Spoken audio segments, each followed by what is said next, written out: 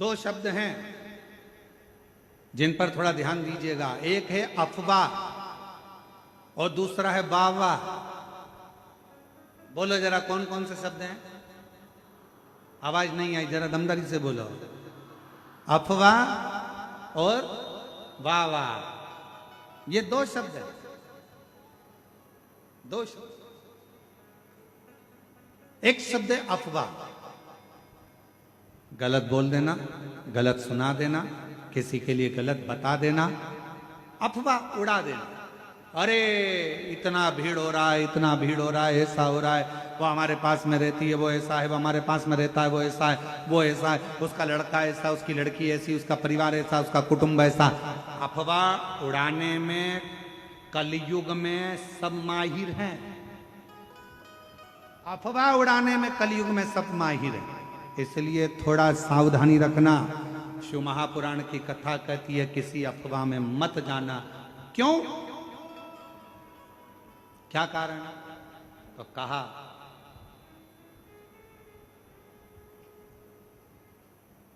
अफवाह और वाह ये दो शब्द व्यक्ति को बर्बाद कर देते।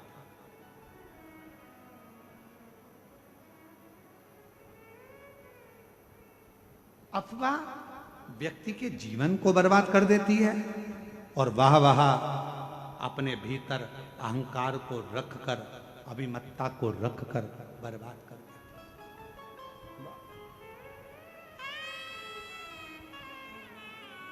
इसलिए थोड़ा सावधान। एक कितना सुंदर प्रसंग है। एक गांव में एक बुजुर्ग व्यक्ति रहता था, बड़ा बड़ा प्रतिष्ठित था, बड़ा प्रतिष्ठित।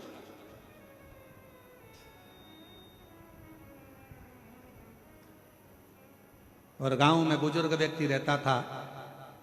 उन्हीं के घर के 4 घर छोड़कर एक बड़ा नौजवान लड़का, बड़ा सुंदर, बड़ा स्मार्ट, बड़ा विद्वान, बड़ा ज्ञानवान एक लड़का रहता था। बहुत विद्वान था, पढ़ा लिखा था और अच्छा स्मार्ट था, हैंडसम था और सब बढ़िया अच्छा था। अब बुजुर्ग व्यक्ति के मन में आया कि बताओ, लोग इसी को ज्यादा सम्मान देते हैं, इसी को आदर देते हैं, इसी का सत्कार करते हैं, इसी को पूछते हैं।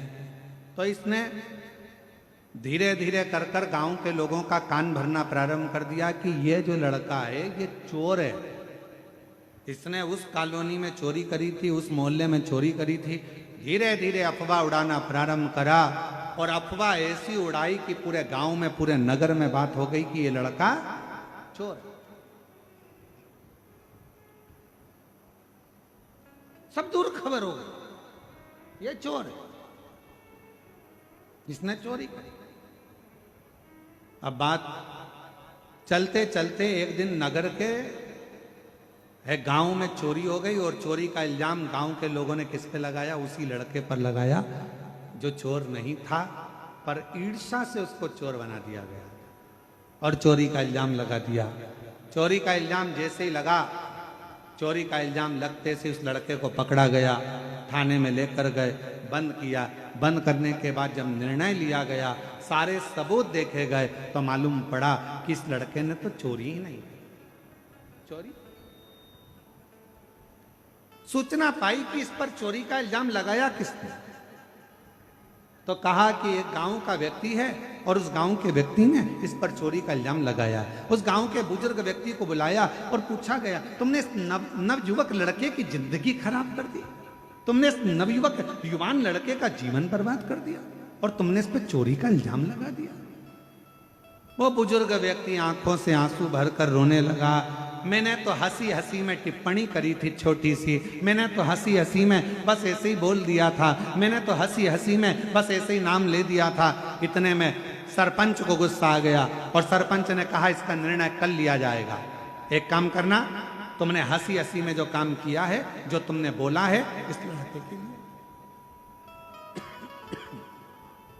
जो तुमने इस लड़के के लिए बोला है, एक कागज में लिखो, उस कागज को फाड़ो, फेंक दो और कल आते आते उस कागज के टुकड़ों को वापस लेकर आना। निर्णय कल दिया जाए।